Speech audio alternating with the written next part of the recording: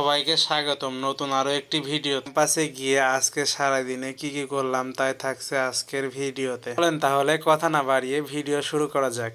প্রথমেই চলে আসলাম ব্যবসায়ী প্রশাসনিক ভবনে। আজকে জিপিএস এর উপর আমাদের একটি কর্মশালা ছিল, এজন্য একটু তাড়াতাড়ি ক্লাসে চলে আসলাম। এরপর শুরু হয়ে গেল আমাদের অনুষ্ঠান। I'd like to invite all of you to welcome to receive our today's resource person with a small flower bouquet. So, Farah madam, please join. And see you just আসেন। স্যার এবং ম্যাম যে sir আমাদের কর্মশালায় নির্দেশনা দিবেন তাকে ফুলের তোড়া দিয়ে বরণ করে নিল। সাথে ছিল আমাদের চেয়ার। পর আমাদের ডিপার্টমেন্টের স্যার এবং ম্যাম হালকা একটু বক্তব্য দিল। ওয়ালাইকুম আসসালাম রহমতুল্লাহি ওয়া বারাকাতুহু।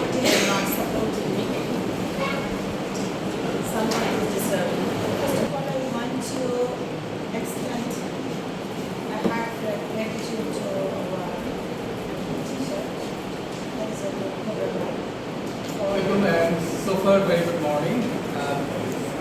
I'm really indeed feeling so excited to be part of this workshop. And this is a very important topic that we are going to discuss with our resource person, GPS-based স্যারেদের বক্তব্য দেওয়ার পর যে স্যার আমাদের প্রশিক্ষণ দিবেন সে sir তার বক্তব্য দিতে লাগলো এবং প্রথমে এর জিপিএস এর কাজ এবং এর ব্যবহার সম্পর্কে আমাদের একটু ধারণা দিল।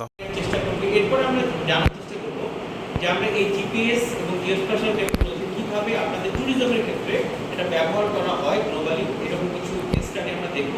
এবং যে এখানে জিপিএস, জিএনএসএস অ্যাকচুয়ালি জিপিএস একটা version, global navigation satellite system, GNSS বলতে পারেন। এটাকে আসলে আপনারা আমরা যখন এটাকে পড়াশোনার মধ্যে নিয়ে আসি তখন আপনাকে ক্লাসিফাই করার ক্ষেত্রে জিপিএসকে জিএনএসএস এর মধ্যে ফেলি।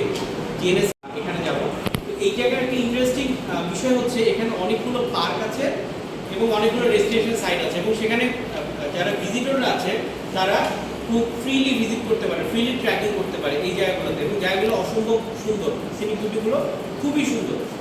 তো এই টেট্রা ন্যাশনাল পার্কের কথা আমি এখানে বলেছি। এখানে একটা পোল্যান্ডে এই ব্যাকগ্রাউন্ড রেগুলেশনের মধ্যে একটা পার্ক আছে, তার মধ্যে টেট্রা ন্যাশনাল পার্ক, সেই পার্কটার কথা বলেছি। সো এইখানে যখন আপনি ট্র্যাকিং করতে যাবেন তখন কিন্তু আপনাকে কয়েকটা জিনিস ফলো করতে হবে, অর্থাৎ জিপিএস এবং জিওস্পেশাল টেকনোলজি আপনাকে ইউজ করতে হবে। যেমন দেখেন এখানে ট্র্যাকিং করার ক্ষেত্রে আপনাকে প্রথমে ইকুইপড হতে হবে। কর্মশালা শেষে আমরা সবাই বসে একটু বিশ্রাম করছিলাম। এরপর খাওয়ার উদ্দেশ্যে রওনা দিলাম। আমাদের ক্যাম্পাসটা সবুজে ঘেরা, যার কারণে চারদিকের পরিবেশ দেখতে সবার কাছে ভালো লাগে। বলতে না বলতেই চলে আসলাম ঝাউ চত্বরে। এখানেই ফাস্টফুডের অনেক দোকান আছে। এদিকে আমার বন্ধু তো এত মনোযোগ দিয়ে ফোন দেখছে, মনে হচ্ছে ফোনের ভিতরে ওর সবকিছু রয়েছে। তারপরে আর কি চলে আসলাম ছোট একটি দোকানে, পছন্দের মতো খাবার তুলে নিতে লাগলাম। আমি যেহেতু ফাস্টফুড লাভার, যার কারণে ছোটখাটো দোকান থেকে খেতে খুব ভালোবাসি। বন্ধু মাহমুদ সবকিছু নিতে আমাদের সাহায্য করছিল, আমি আতাও দাঁড়িয়েছিলাম, মাহমুদই সবকিছু করছিল।